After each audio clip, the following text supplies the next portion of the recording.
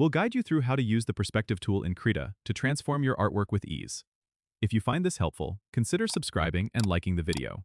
First, open Krita on your desktop and select the canvas where you want to apply the perspective changes.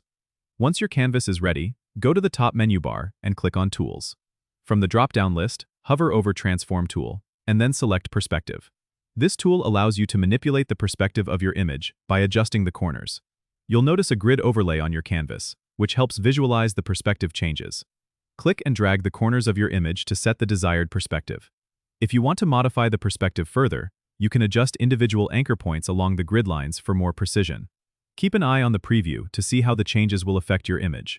Once you're satisfied with the perspective adjustments, press Enter or click the Apply button in the tool options to finalize the transformation.